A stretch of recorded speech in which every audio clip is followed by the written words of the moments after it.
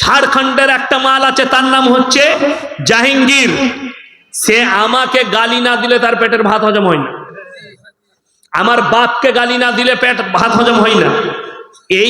এই ঝাড়খণ্ডের মুফতি আপনার ডোমকলে গিয়ে বলছে যে আহলে হাদিস আর দেওবন্দিরা কাফের, এদের সঙ্গে বিয়ে দেওয়া যাবে না, এদের জবাই করা মুরগি খাওয়া যাবে না, এদের সঙ্গে কোনো কিছুতে লেনদেন করা যাবে না, এদের সঙ্গে বেটা বিটির বিয়ে দেওয়া যাবে না। আমি সেই গুটকাখোরকে জিজ্ঞেস করতে যাই, তোমাদের কওমের লোক বেরেলবিরা কি হজ করতে যায় না? কথা বলে না, যাই না, যাই না, যাই তো। মক্কায় যারা মাটবেল বিছিয়েছে তারা তো ওয়াহাবি, মক্কায় মেশিনটা যে লাগিয়েছে তারা ওয়াহাবি, মক্কায় যে হোটেলে খাচ্ছ, যে রান্না করছে ওয়াহাবি। তাহলে তোর ইমানটা কোথায় থাকবে? দেখো, বলছে এদের সঙ্গে মুলাকাত করলে ইমান চলে যাবে। আমি উত্তর দিনাজপুর থেকে জলসা করে আসছি, আপনার কালিয়াচকে দাঁড়িয়েছি, একটু ফল কিনবো বাড়ির জন্য। আর দেখলাম বাইকে করে একজন বেরেলবি মলবি এলো, কোথা থেকে জলসা করে, কাঁধে ব্যাগ আছে, আমার দিকে এগিয়ে এলো। আমাকে বললে আসসালামু আলাইকুম হুজুর। আমি মুলাকাত করলাম, আমাকে বললে ভালো আছেন, আপনার জলসা আমি মোবাইলে শুনি, একটা সেলফি নেবো। আমি বললাম সবাই লিখছে, তুমি কেন বাদ যাবে? নিলাম, কিন্তু ফটো তোলার পরে তার কাঁধে হাত রেখে বললাম, ভাই একটা কথা বলবো? বলছে বলুন। আমি বললাম, তোমাদের মুফতি জুবের বলছে দেওবন্দিদের সঙ্গে আহলে হাদিসের সঙ্গে মুলাকাত করলে বিবির তালাক হয়ে যাবে, এখন তোমার বউটা নিয়ে কি করবে? সে কি উত্তর দিল জানেন? ও তো হারামখোর মুফতি, আমরা স্টেজে বলতে পারবে, মসজিদের মেম্বারে বলতে পারবে, আমার সামনে বলছো? এটাই হচ্ছে কমি। বড় কষ্ট লাগে। আপনারা পেছন থেকে গালি দিতে দেখছেন, এরা সামনে পড়ে গেলে আমাদেরকে হুজুর হুজুর করে।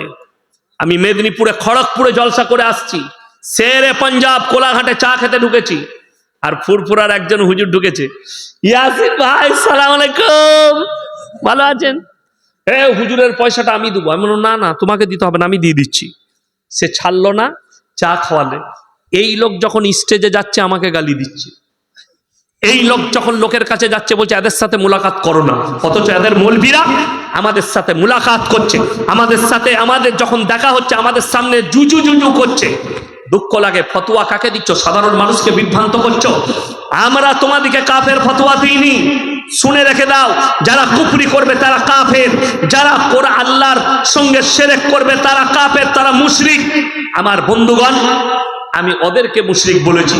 অবাক লাগে, ইয়াসিন মারা গেলে যদি কিছু না দিতে পারে, আমার কবরে তুমি ভালো মন্দ চাইলে আমি কেমন করে তোমাকে কিছু দিতে পারি?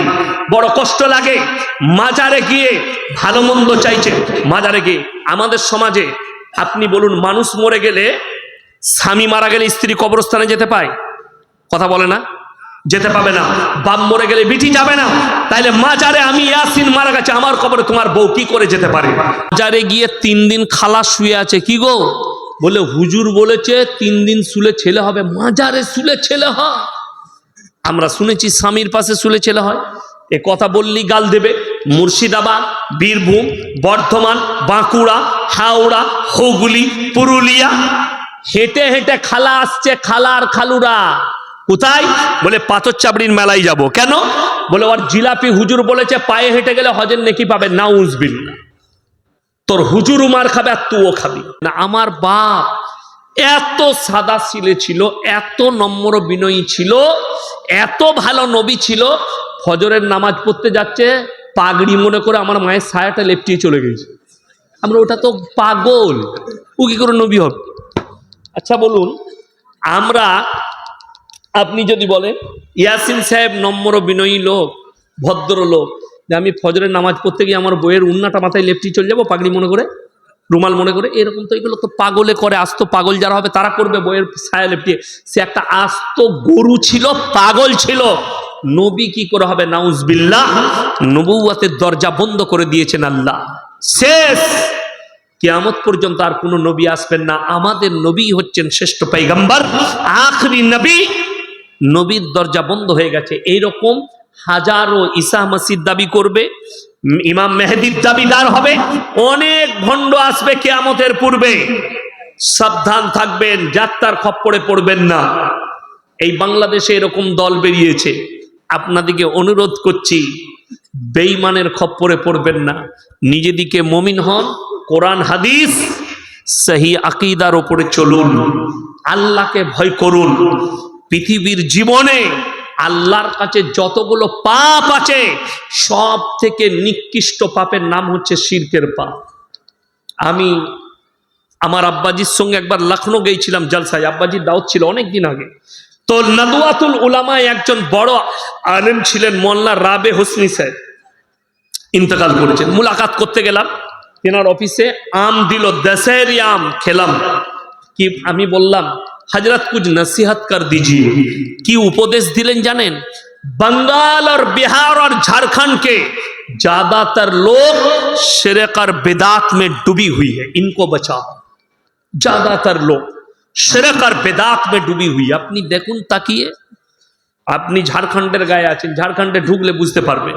সেদিন আমাকে কিশনগঞ্জের গায়ে জলসার দাওয়াত দিয়েছিল, আমি অনেক খোঁজ খবর নিয়ে গেছি। কেন? কিছু মাল রেডি আছে, একে পেলেই মারবো। হ্যাঁ, রেডি আছে।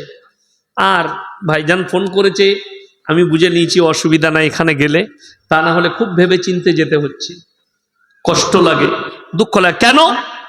শিরকের উপরে কথা বলা, বেদাতের উপরে কথা বলা, কষ্ট এইটাই।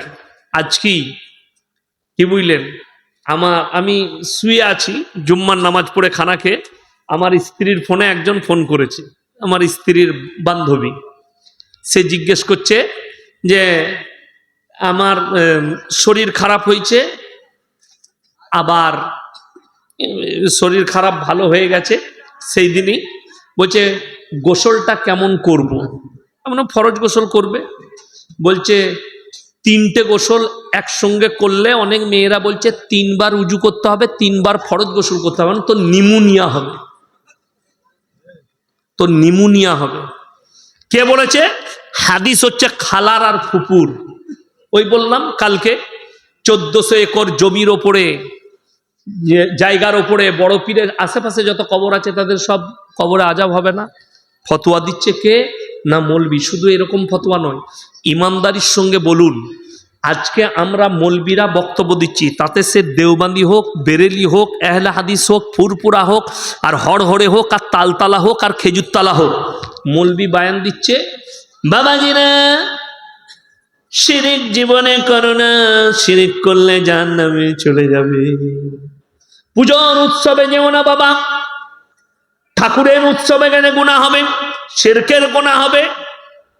আশ্চর্য লাগে, একটা অমুসলিম ভাই মাটির পুতুল তৈরি করে সেখানে উপাসনা করছে, এটা শিরক আপনার কাছে। আর আমি ঝাড়খণ্ডে, বিহারে, বাংলায়, মুর্শিদাবাদে, বর্তমানে বীরভূমে দেখিয়ে দেবো মুসলমান গাছের গুড়ায়, বেকা গাছের নিচে মাটির ঘোড়া রেখে চাঁদরটা গিয়ে সিজদা করছে। ঠিক বললাম না ভুল বললাম? চলো আমি দেখিয়ে দেবো। আজকে আমার মোবাইলে, আমার ফেসবুকে শেয়ার করা আছে। বেরেলভিদের যারা নিজেদেরকে সুন্নি বলছে, তাদের একটা মৌলবি খালি কি বলেছে জানেন? সব থেকে দুঃখের বিষয়, আপনি দেখলেন তাকিয়ে, আমাদের জলসায় আল্লাহর কৃপায় সভাপতি থাকেন ভালো আলেম, আমাদের সভাপতি থাকেন ভালো আলেম, আমাদের জলসায় শিক্ষিত লোক যারা হাদিস কুরআন শুনবে তারাই থাকে, ঠিক কিনা? গানে করি গল্প আমাদের জলসায় চলে চলেন। তারা, সে নিজের মুখে বলেছে, अरे अहले हदीस इन लोग का जलसे में डॉक्टर जाते हैं, मास्टर जाते हैं, और जितने हक सुनने वाले ये जाते हैं, और बरेलवी के जलसे में अनपढ़ गवार लोग आते हैं। আমি 1 সপ্তাহ আগে বয়ান করেছি, তাদের গায়ে লেগেছে, আমার বয়ান তুলে ধরেছে। আল্লাহর কৃপা যে সেই বক্তা হক বলতে গেছে, তাকে স্টেজি অ্যাটাক করেছে, বেরেলিরাই অ্যাটাক করেছে বেরেলিদের বক্তাকে। আমার মোবাইলে রাখা আছে লোড করে। কেন? সে আমি বলেছি, এখানে হাজি সাহেব কে কে আছেন? হাত তুলেন। উমরা করতে গেছেন, হজ করতে গেছেন, স্টেজে কেউ আছেন? হাজি সাহেব কই? আপনি গেছেন? মাশাআল্লাহ। মক্কা থেকে মদিনা আমার আব্বাজি শোনাচ্ছিলেন 470 কিলোমিটার রাস্তা, তাই না? একটাও মাজার নাই। আর আমার বাড়ি থেকে ধুলিয়ান 210-15 হবে, 210-15 হাজার বেশি মাজার আছে রাস্তায়। ঠিক বললাম না ভুল বললাম? আচ্ছা, কেন? অবাক লাগে। নবীজি সাল্লাল্লাহু আলাইহি সাল্লামের সাহাবীরা জান্নাতুল বাকিতে আছেন না নেই? একজনেরও মাজার নাই। এখন আমি একটা কথা বলি, আমি ইয়াসিন বেঁচে আছি না নেই? বেঁচে আছি।